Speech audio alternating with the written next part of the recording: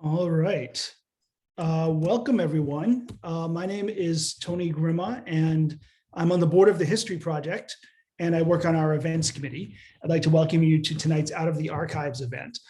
Tonight, I'm subbing for our usual host and our executive director, Jonah Lacqua, who is taking some well-deserved time off. For those of you who aren't familiar with the History Project, welcome. And we are Boston's LGBTQ Community Archives, a 501c3 organization. We're volunteer-driven and dedicated to documenting, preserving, and sharing LGBTQ history. I'm happy to welcome you to our digital Out of the Archive series. If you're interested in queer history, please be sure to follow us on social media to learn about our upcoming events and activities. So before we get started, I have two plugs for tonight before we introduce Seth.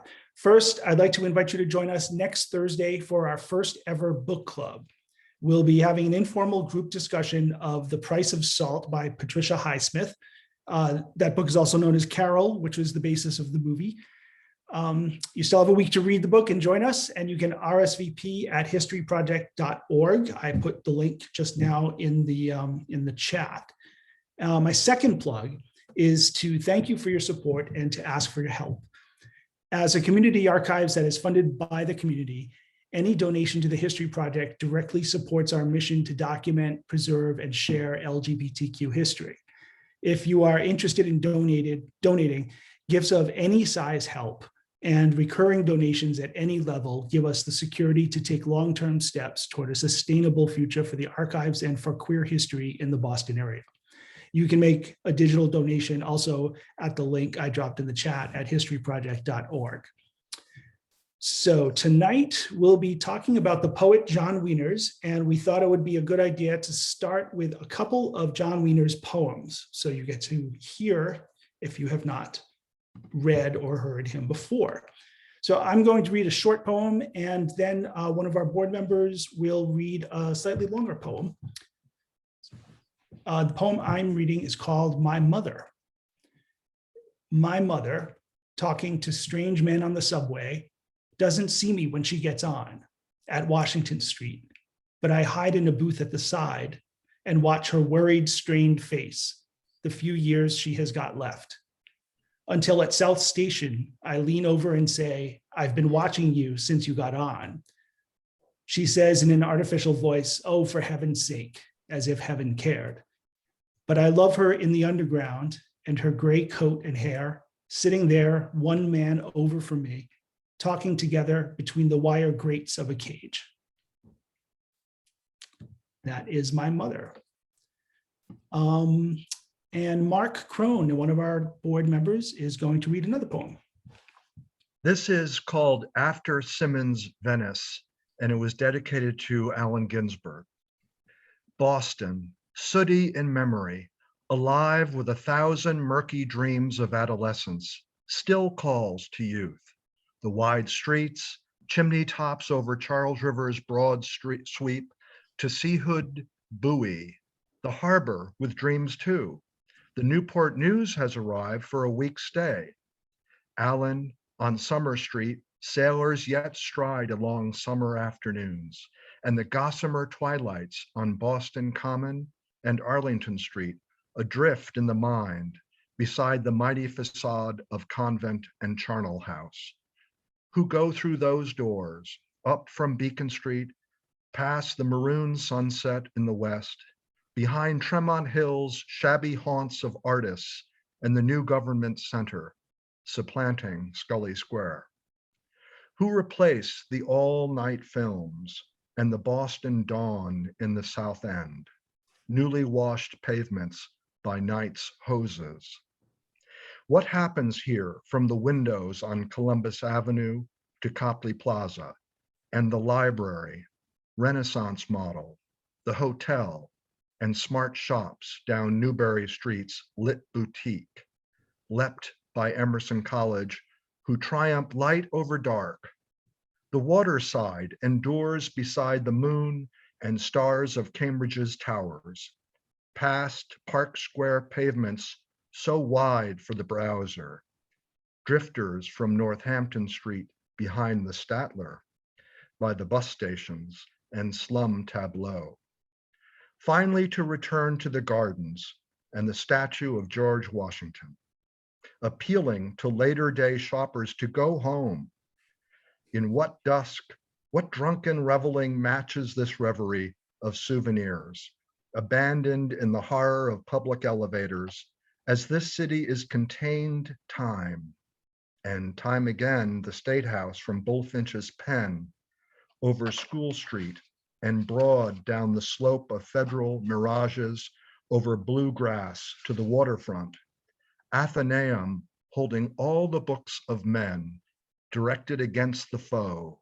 Hapless Pierre churns through the Parker House, coming to the Vendôme mentally over the Brunswick, eternal in the mind's owl of phantoms stretching from boyhood. When vows first established were to see this world and part all within it, you, Boston, were the first. As later San Francisco, and before that New York, the South and West penetrated, hard holds the Northwest, Chicago, Detroit, much in the same manner of industrial complexes covering the rising cigarettes of patriots. The Park Street steeple, as painted by Arshil Gorky, zooms higher. Slumbering city, what makes men think you sleep, but breathe? What chants or paeans needed at this end? Except you stand as first town, first bank of hopes, first envisioned paradise, by the tulips in the public's gargoyle's crotch, Haymarket Square, included Spartan Business Enterprise, and next to South Station, the Essex, evoking the Metropolitan Arena, hopes entertain.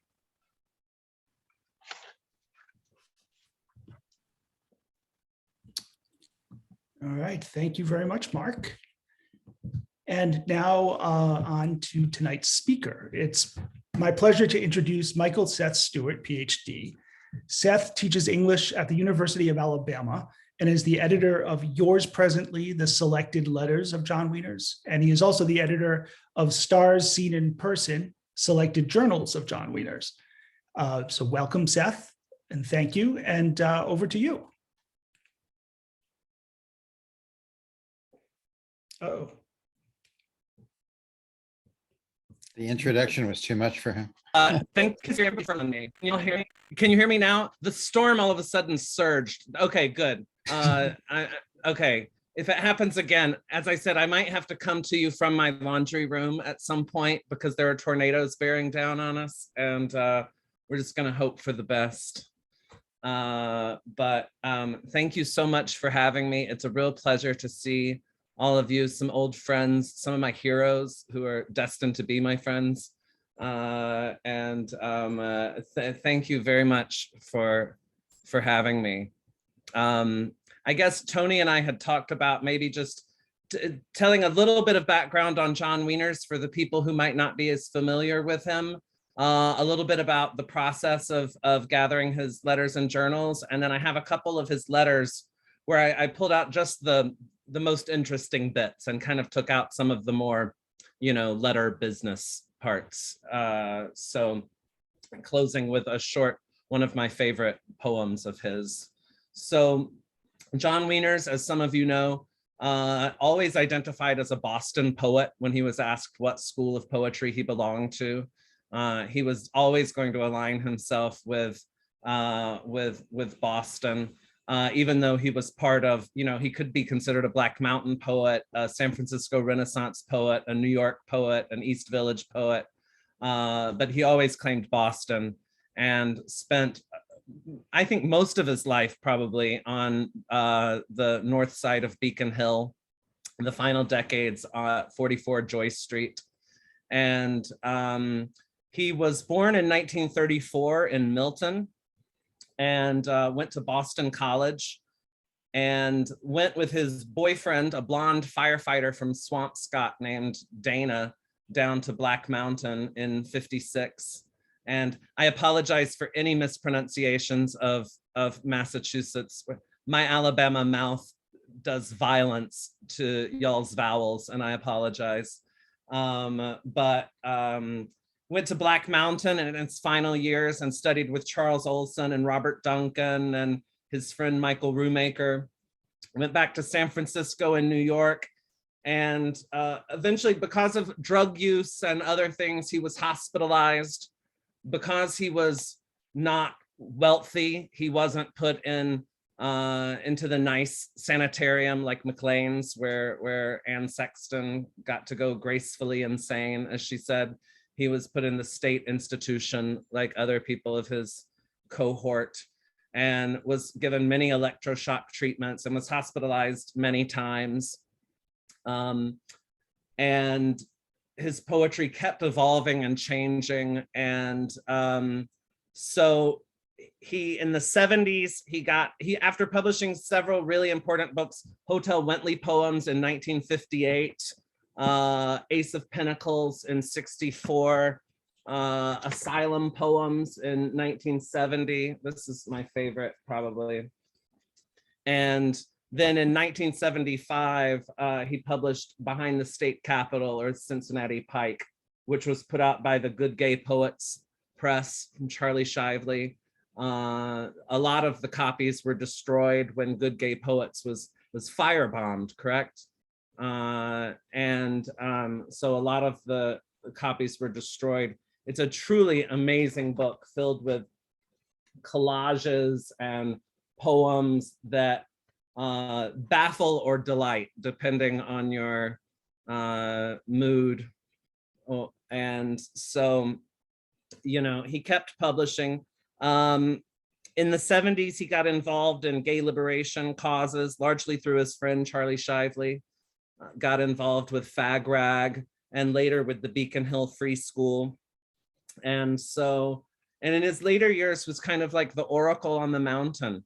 And some of his friends in those later years, like Jim Dunn, and especially Jim and Raymond Foy. And yeah, Jim is, really is a saint in the history of John Waters.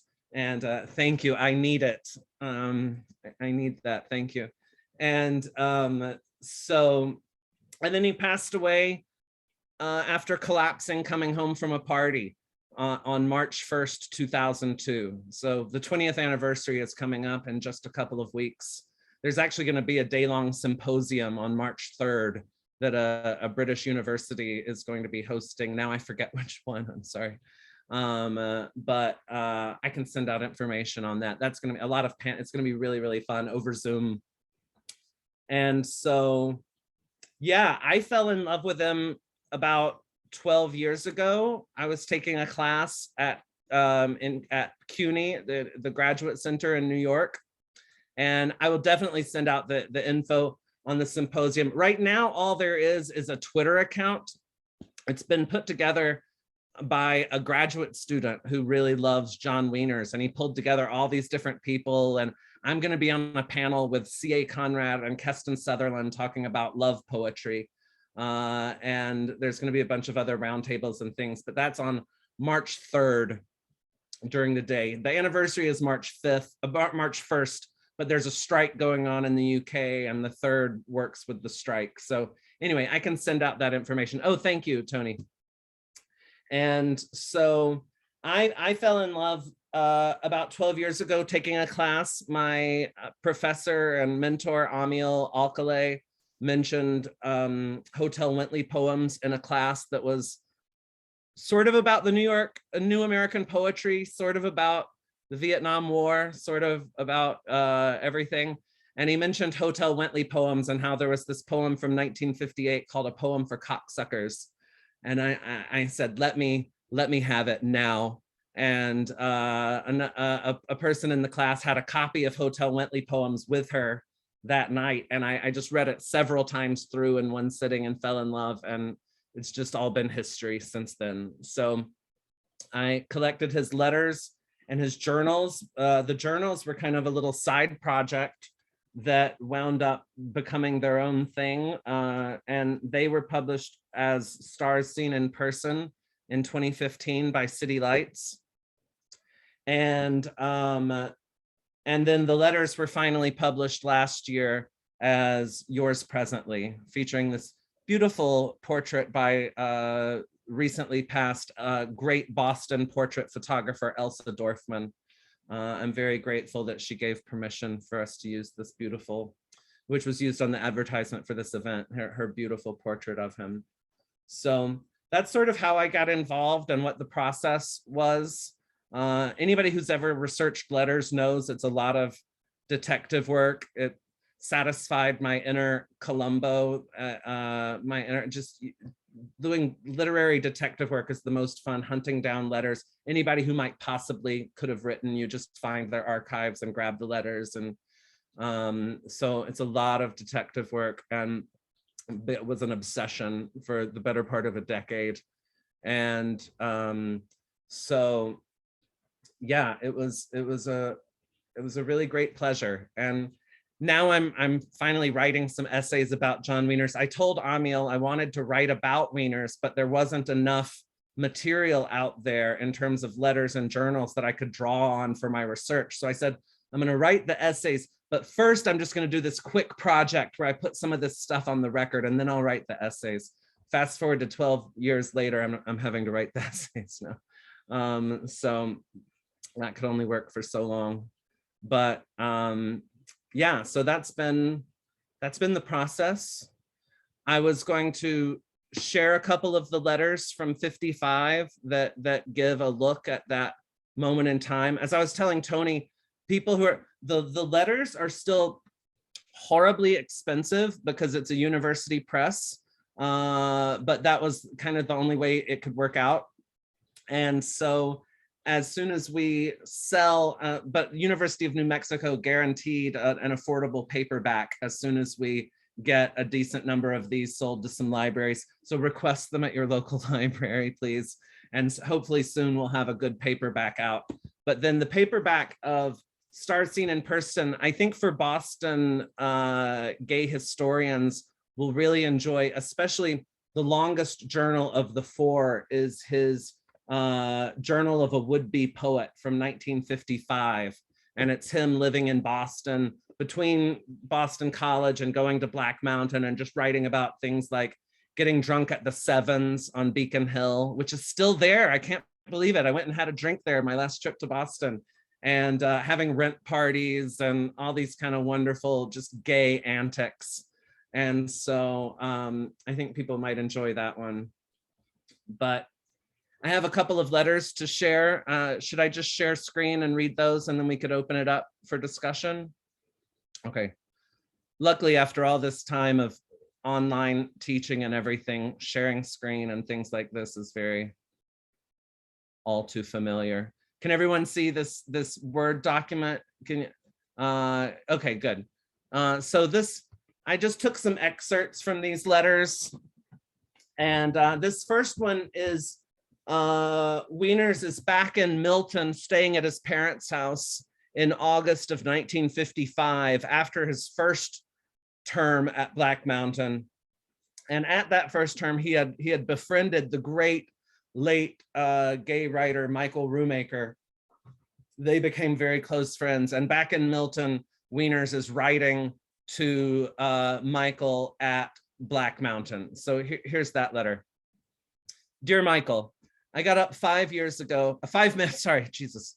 I got up 5 minutes ago, washed, went down to see mail, almost psychotic, my need for mail, and opened yours, read, and I'm excited.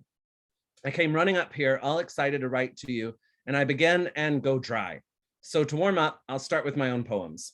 Yesterday was first day with it, so typed up all poems written since leaving Black Mountain. They come to 11, but like you, I do not know. And the reason for me is I write them so crazy. I feel hot or chaotic, so begin writing, and by the finish, it's come out, the thing inside, but they're all written on the moment. And when that ends, usually about 30 minutes, I figure I put it aside, not forgotten, but really unable to touch it again until I'm forced to, or the deadline I have set in my mind has been reached. And then I take them all and spend an afternoon or a day tightening, working out lines, watching words, matching words, all sorts of mechanical. And I could do this over and over if I've hit a poem that's still excited. I wish we could touch sexually. I love this paragraph so much, I made it bigger. I wish we could touch sexually, but until this other one," he's referring to Dana, "dies in my eyes, even after, I'm no good. I'm afraid of taking off my clothes in front of anybody else. Hey, maybe that's why homosexual love or homosexual sex is something, because it's not a blending, but a give and going back, each remaining separate, yet God knows in contact. And thus the act is not selfish, as I've been told by the soul-saving set when they tell me there is no union, only a giving, so one may take. Who wants to unionize? I give all of me, dangerous or not, when the pull is there, when I know all of me is wanted, yet I don't give up me. And for a prize, I get something else added on top of me, whether it be a body or an emotion. I get supplemented. All that really matters is that the dry spell is broken and always will break. You want it to that much, so I remember. You're writing that you got up to every morning, hoping something begins and nothing does, but you must know, you probably do, that the mornings may stretch into months without it. Still, it's there in you. All you need is patience in those times only, on the hot days, patience with nobody or nothing. I know who this unrequited love is of yours, the one watching the dancers. I can't see it myself, and I hope you do get tough, so there looks like nothing there, but don't get hard. Hardness means, I suppose, no holes to let it out. Use it, and then you escape from the dying you. You know I say these things as much for myself as for you. I do feel, though, that all of us in this can hear this stuff from each other. It's our duty to each other, remind each other to keep holes open, mostly through our fingertips. Now, some news about my plans for September. Tomorrow, Dana and I resume apartment hunting on Beacon Hill, something high up with lots of space and windows. Looked at something in a god-awful tenement with a hallway, indescribable, 5 flights up, 5 rooms, $55 a month. It's too much to pay. So we are eating the landlady down, a Mrs. McGonagall, who's fine, as she don't care what us boys do at night. In fact, wants us to make so much noise so as to evict the widow downstairs and her 4 children.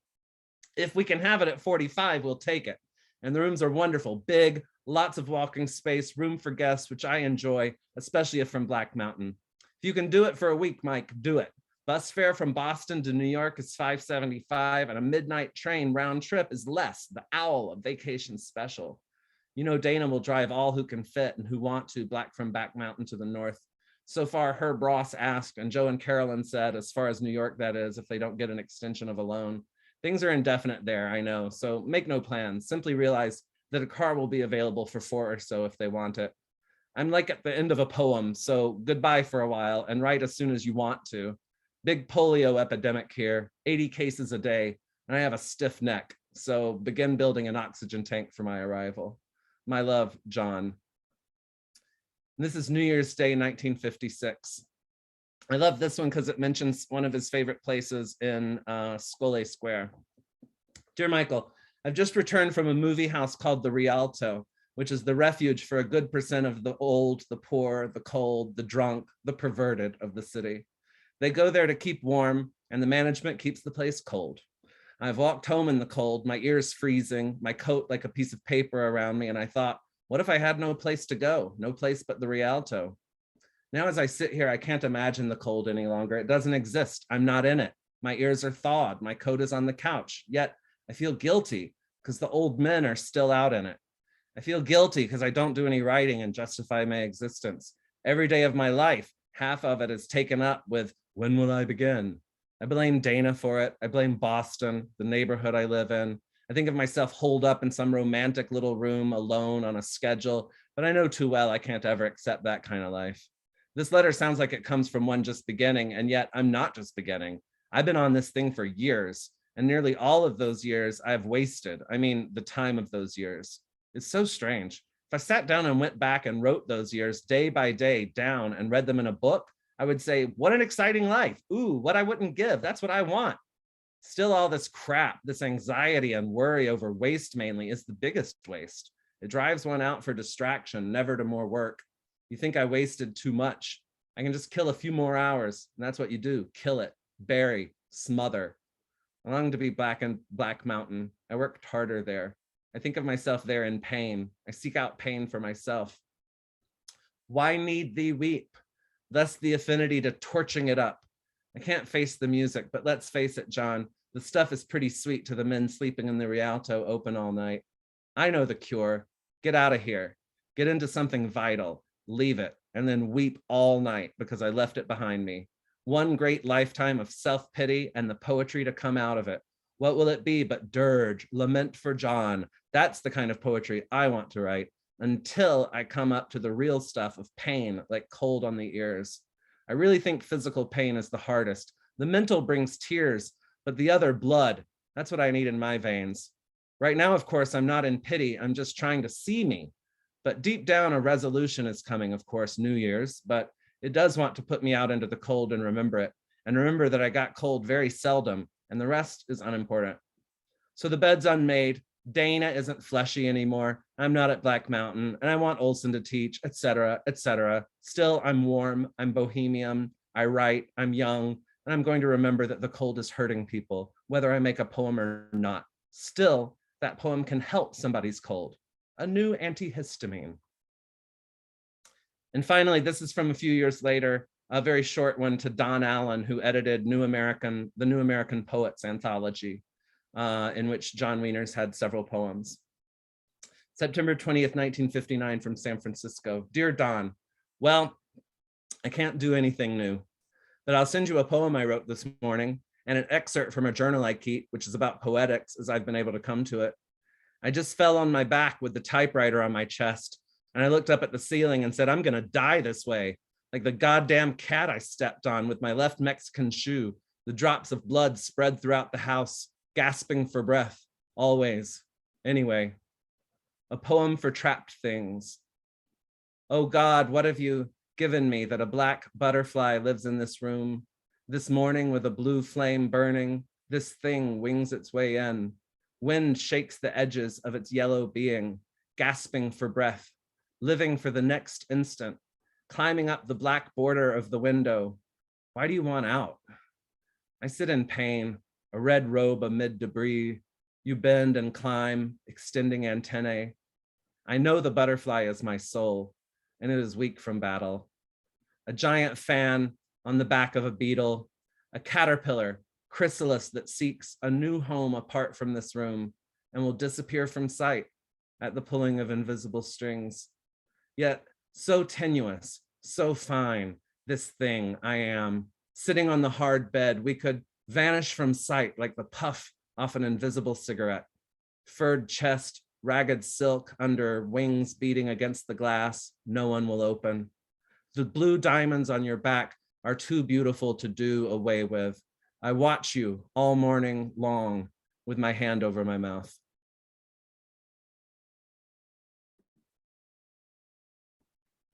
That's my favorite of his poems, I think, probably. So I guess we just open it up for discussion or questions or. Sure. If anybody has questions, you can drop them in the chat or raise your hand, I guess, and we can. Questions or answers. I am not the authority on John Wieners in this room right now, by any means. I had the good luck to be able to do these projects, but there's a bunch of people in here who know a great deal more than I do. So I would love to hear questions and answers, personally. I have a question.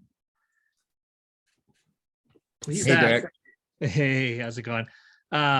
Just talk about how maddening it is to decipher the handwriting. That's all I want to know.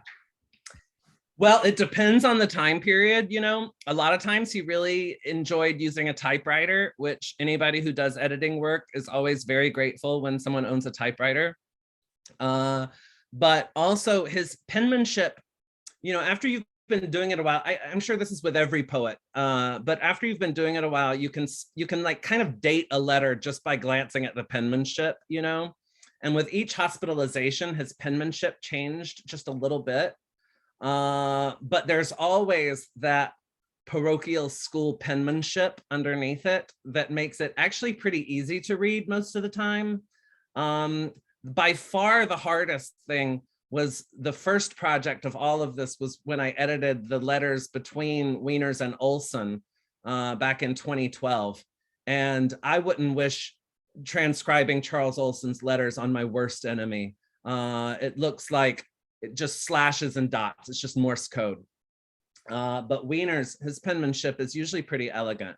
A lot of scratches out, a lot of like writing a word, scratching it out, writing another word, scratching it out, writing another word, scratching it out, and then writing the first word again. So, but that stuff was fun. There is a question in the chat. Does Wieners reflect on or come to terms with his time as a, quote, mental patient in his writing? Yes, absolutely. Especially in his, people who are interested in that, I think I highly recommend reading Behind the State Capitol, some of which was excerpted in the brilliant, I'm just plugging books on it. I have stacks here, y'all. Supplication, which Wave Books put out, edited by my friend Robert Dewhurst and C.A. Conrad and Joshua Beckman. They reproduced a bunch of the pages from this book, which is too hard to find, but great poems in that book, like Children of the Working Class, especially other poems that really treat his experience as a dealing with less with mental illness than with the treatments of mental illness, the barbarity of the state. And I always recommend people check out the scholarship of Nat Raha, who I'm putting their name in the chat right now. Nat Raha wrote, I think I'm saying their last name correctly, wrote a brilliant dissertation on John Wieners and the, now I'm blanking, but the rights organizations around mental patients. I'm forgetting, I'm totally blanking. This is what I was most afraid of. But anyway, if you Google Nat Raha, John Wieners, you'll find that. And it's brilliant work. And a biography is actually underway right now. My partner in crime, Robert Dewhurst, who's been my compañero throughout this entire process. We're very lucky when we were both starting at about the same time and discovered by happenstance that both of us were doing things that complemented each other but weren't competing against each other. So it was very easy to, you do this, I'll do this. So he's been working on a brilliant biography of Wieners that I can't wait until that comes out. So we have that to look forward to. Mark? Yeah. I just wanted to ask, John Mitzel, who was a close friend of John Wieners, and Yes. many people here know of John Mitzel, who ran a bookstore and then owned a bookstore in Boston, gay bookstore, Glad Day, and then Calamus. I was never entirely sure that John was telling me a fib because it was really funny and I was naive, or if it was true. So he said, well, you know, it's interesting. I have two friends who claim that the Virgin Mary visits them every Friday afternoon. Isn't that extraordinary that I have two? One is John Wieners. And so if anyone on this panel wants to, was John Wieners actually convinced that this was happening, or was it a joke, or what was it? That is a good question. And it is kind of an eternal question when it comes to things like that. I would refer that to Jim and Raymond, who knew him better. I will just say John Mitzel, I can't imagine having done this project without him. I was fortunate enough to be able to correspond with him before his passing, and he sent me the Wieners Shively letters and was just the kindest, most generous man. And so I never got to meet him in person, which is a great sorrow for me, but I did get to benefit from his very wise counsel. But I'd be curious to hear what Jim or Raymond or someone else who knew him has to say about your wonderful question. Yeah, I can talk to that. I know that Raymond could probably add more, but I know that in the 70s that the Virgin Mary came to visit him in 44 George Street around the time he was writing Behind the State Capitol, and there's references to the Virgin Mary visiting him in Behind the State Capitol. And then a little bit before he died, I found a poem that he wrote, and I read it at his gravesite. and it's I forget the title of it, but he says 20 years later, the Virgin Mary visited me, and she's put on a significant amount of weight, and so he really believed that she visited him twice, right? And maybe more, but I know there was 2 times. One is referred to in Behind the State Capitol, and then in this poem, I think, was in that little book that Bill Corbett put out, and I read it at his grave. That she visited him again years later, a bit heavier. Was he religious? Yeah, John was very Catholic. We always made plans. There was a church down at the end of George Street, St. Joseph's, I think, but there's also a church that is mentioned in the poem he read. It's over near on Summer Street. And we always made plans to go to that church, but he didn't like to go over that side of the hill too much. And we never did. So sadly, the only time I ever went to church with John was at his funeral. But we made a lot of plans to go to church over the 10 years I knew him. We never did. But he was very, very religious, and I think he was always very Catholic, and he held that closely. I did an interview with John once where I asked him, I said, "Are you discouraged?" And he said, "Oh, no, it's not possible to be discouraged, not when you live in the Virgin Mary." And he was a Marist, he really believed in Mary and what that represents. And it's very complicated. I think he lived in a state of grace all of the time, and he could access all of these things. But they were very abstract. They were very outre. It was a lot of things. And I think that a lot of it was imaginary. There's no answer. There's no one answer. There's no right answer. But I think he lived in a state of grace that really was the place that he occupied. Seth, I wanted to ask you a question. You are now, very intimately familiar with the poems and with the letters and with the diaries. Is it the same John in each one? Are there different Johns? Do you feel closer to one? How do these 3 things relate to make up this incredible writer? That's a really good, tough question. I don't know which one I identify with different ones depending on the day and how my own mental health is doing and how I'm viewing the world, and whether I'm able to rise to his level at different times. I don't know. There is this real evolution. I feel very protective of him, irrationally so, for someone who I never got to meet in life, I am very much in love with the young John Wieners that you saw in those letters, who's just like living so hard and doing queer theory decades before anyone else is doing queer theory, and just like being so brilliant.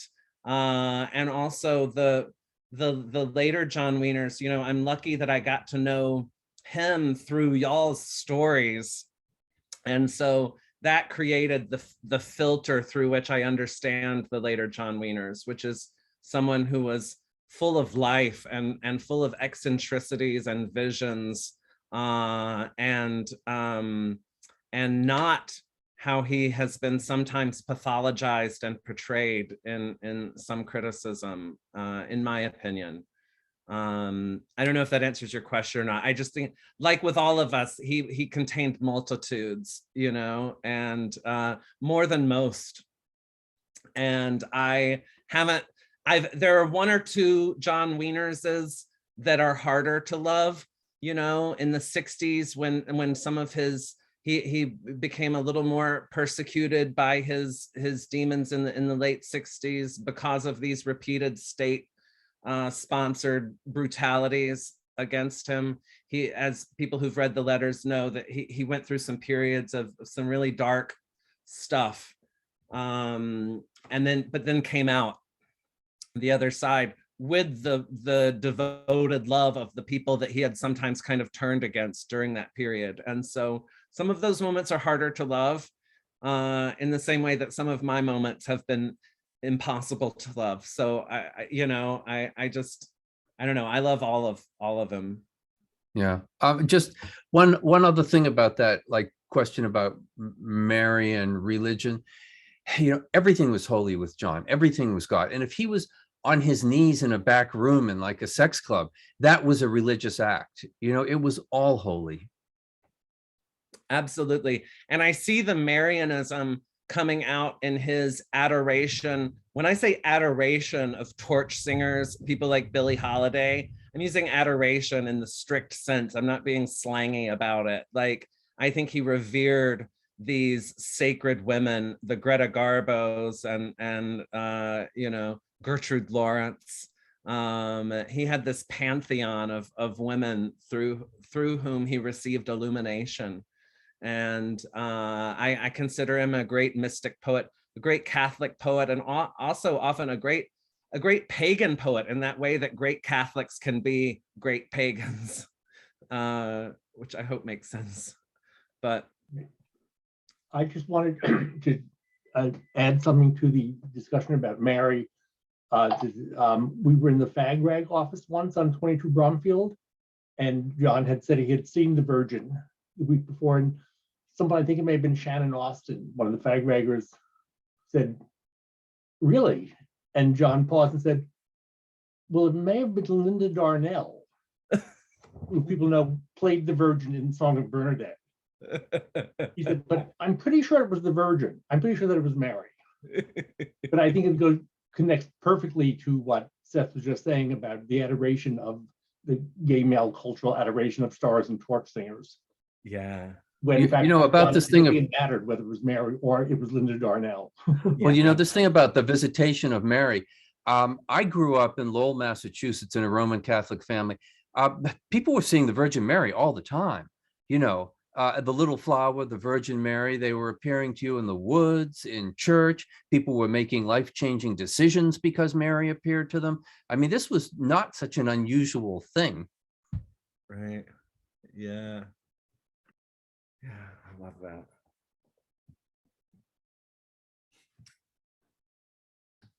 So we have had a couple of questions in the chat.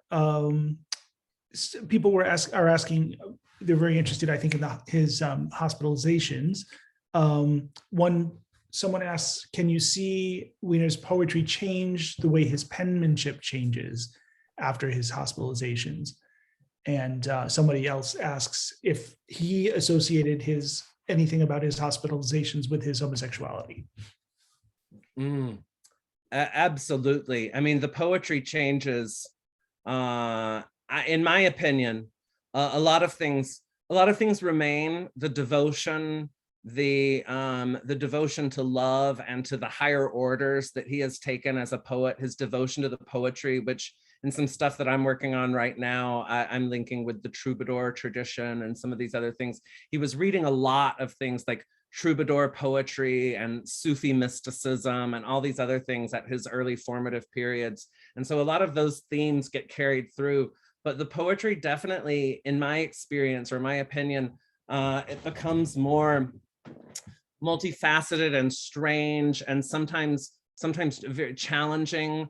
Some people have seen some of his later work as a deterioration. Some people were mad at Mr. Shively for publishing these, for feeling like that, or maybe not Mr. Shively, but that publishers were taking advantage of him because he clearly wasn't in his right mind anymore, whatever the fuck that is. And I feel all of those are failures of faith. And those readers are apostates to me. I find it all to be glorious. Some of it, I'll be honest, his Behind the State Capitol, I'm still waiting to catch up to. I have that to look forward to. I love a lot of the poems. A lot of them I have to have explained to me. Duncan McNaughton has walked me through some of them and helped me understand them better. And so, a lot of them I just haven't caught up to yet, but I'm really looking forward to it. But definitely the poetry changes, I think, after each one. What was the other? There was another part of the question, I think. Yeah, there was. The gayness. Right. Yeah, I mean, for sure, other people will know more about this than I do. Like Mr. Bronsky, Dr. Bronsky. But the pathologization, did I say that correctly, of gay folks during that period, especially if you were a gay person who was also doing drugs, or acting in another way that was really eccentric. I don't know how he would have been treated differently if he'd had a wife and kids. I don't know, but I see that as part of it for sure.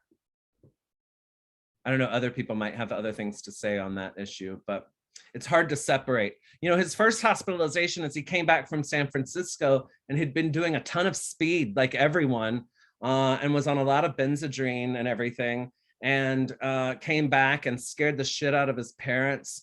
And there's one great letter from Amiri Baraka to Ed Dorn saying, John was here, he was acting really disturbed, but really who isn't? So, I don't know, it's really hard to say.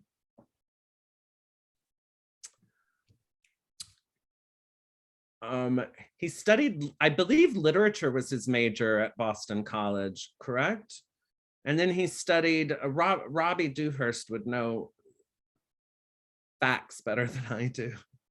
And then when he went to Black Mountain, it was to study poetry with Charles Olson. He famously saw Olson read at the Charles Street Meeting House during a hurricane in '54, and found excerpts from Olson's projective verse within William Carlos Williams's autobiography and sought him out, and that really changed his life. He said, Big Charles laid his hand on me and ordained me a priest. And so, yeah.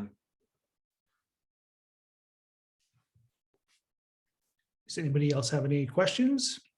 Was he influenced by the Beatniks because of their thinking everything is holy and everyone is holy? And I would say he was influenced by them and also heavily influenced them. Ginsberg always cited, Howell was written slightly before they met, but they were both influenced, like Ginsberg was heavily influenced by Wiener's good friend, Edward Marshall, who is still, his renaissance is coming any day. But Edward Marshall's great poems had influenced Ginsberg to do Kaddish and influenced the form of that. And Ginsberg always referred to Wieners as pure poet, and always talked about him. There are a bunch of, if you go to the Allen Ginsberg blog, they have transcripts of a bunch of Ginsberg's classes on Wieners that he gave at Naropa. And Kerouac, his first published poems were in Wiener's magazine Measure. He published a couple of his Mexico City blues. And there's some great letters between Kerouac and Ginsberg where Kerouac is just adorably excited about this, getting some poems published. And so I would say the influence was for sure mutual. He could be considered and often is considered a beat poet. I think he's more than just that, but so are a lot of the beat poets, but you know what I mean? But yeah, he was a big influence on them and reciprocally. Seth, I remember you talking some months ago about Spicer and their relationship. They didn't like each other, right? I mean, remind me of that. It seems from my perspective, from reading the letters and from reading Kevin Killian and Louis Ellingham's brilliant book about Spicer, Poet Be Like God, that they didn't kind of get along very well. Spicer would make some kind of derogatory comments. Personally, I always felt like Spicer was a little jealous of Wiener's openness and his openness to love and to living this big gay life that wasn't so, was just effortlessly charming. Personally, I feel he was a bit of what the kids would call a hater in this respect. But that's my personal unsubstantiated take. Other experts would have better informed opinions on that. But Spicer didn't get along with a lot of people. So Sure enough. Whereas Wieners never met a stranger, you know what I mean? Like I've yet to meet somebody. I've met hundreds of people at this point who met John Wieners or worked with him in some capacity or something like that. Never heard a bad word from anybody. been universally beloved. And you know, and then the people will get a couple of drinks in them, and then like the real stories start coming out that are really just wonderful. I see. There is a question in there, and it might be a good sort of wrapping up question about I was wondering about what you see as like a future for Wieners in culture. Do you feel it's his presence is growing? And somebody asked if he is being taught in undergrad or any other programs. Yeah, that's in my classes, sure. Abso-fucking-lutely. And that question comes from my all-time favorite former student, Lily Anderson, who is about to start setting the world on fire any day now, in a good way. But this has been a big part of like my project and Robbie Dewhurst's project and Raymond's project going back to the 80s, is like Wieners was kind of allowed to fall off the map. And it's cause he's not easily legible in any of these discrete categories that we like to sort our poets into. He doesn't quite fit into any of them. And his brushes with mental idiosyncrasies, I like to say, make him really easy to dismiss and pathologize. And there was a dearth of primary materials out there available. And so that's what we've been really working on for the past decades, is to try to make those things more available so that people can to provide a ground of work for people to work out of. And I think we're starting to see, you know, some of this pay off. I'm starting to see him get discussed more in more circumstances. And I hope he becomes part of the curriculum. Again, it's really hard because like the way we teach literature, everything is so siloed off. What silo do you put him in, you know? Even his claim to be a Boston poet, like he's a few blocks away from Robert Lowell, but also a galaxy away, you know? So I don't know, what do y'all think? I think his time is just coming, you know? I think the world is catching up to John Wieners, the better part of it. And so I don't know, I see him like, Jose Munoz says, queerness is always on the horizon. This is how I kind of see John Wieners. I think he's on the horizon. Thank you, Sarah, joining us from Ireland.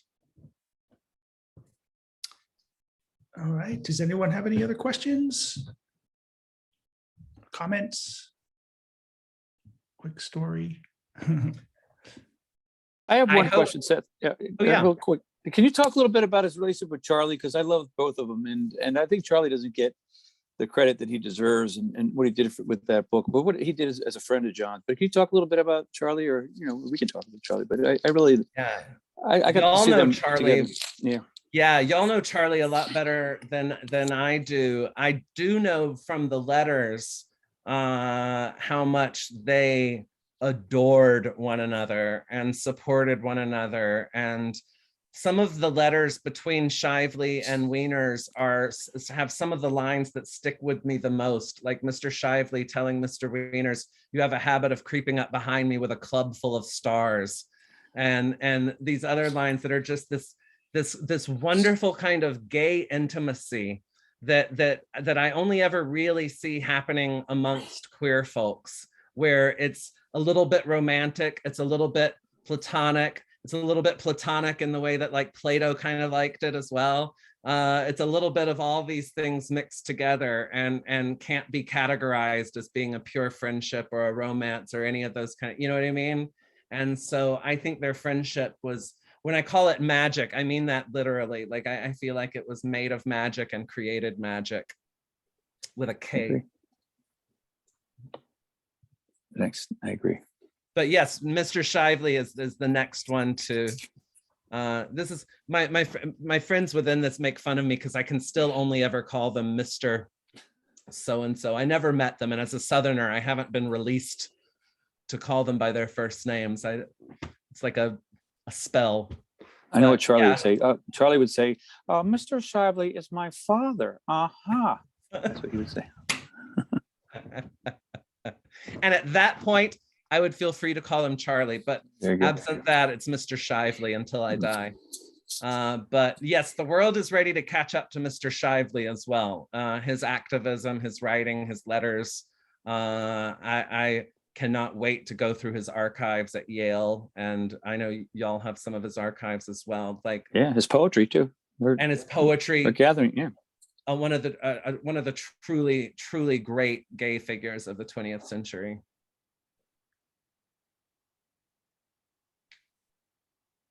All right, so we did get confirmation from Robert Dewhurst says that at Boston College, Wieners took AB Greek course of studies, which is like a bachelor's in the humanities with Latin, Greek, and French, literature, and philosophy. This is why I need Robbie in my life and keep him on he's number one on my contacts. He's the memory in the outfit. All right. Well, looking at the time, it's just about an hour in, and it's usually when we let people go on to their evenings. But is there anything that anybody would like to say before we close for tonight? I would like to say thank you very much to all of you for having me, and to Tony for asking me. I was saying before it started, people who are interested in LGBTQ history are automatically good people in my book. And Boston queer scene is, for an Alabama boy, I feel the Boston queer world is very, very close to my heart. And I'm very grateful to many of the people that I'm looking at right now for keeping that history alive for us, because it's a real gift, and we're going to do our best to keep passing it down. So, Well, thank you, Seth. Thank you so much for being here for this wonderful talk. I hope everybody will follow up with your books and many of the other books that you suggested tonight. And thank you to everyone who came tonight. It's been fantastic to have you here. I hope you enjoyed it. And I put my email in the chat if anybody wants to email me with other questions or complaints or to curse at me or anything like that. It's all welcome. Very good. And we'll say goodnight, and I hope we'll see some people at the book club next week too. But in the meantime, thank you so much, Seth. Thank y'all. This was wonderful. I really appreciate it. Thanks, Thanks Seth. so much. Stay safe. Thank you. I think the tornadoes missed us. So That's good. All right, see you. Mr. Wieners was looking down over us. I appreciate it. Thanks a See you, lot, man. Seth. Bless you all. See you soon. Peace. Bye-bye.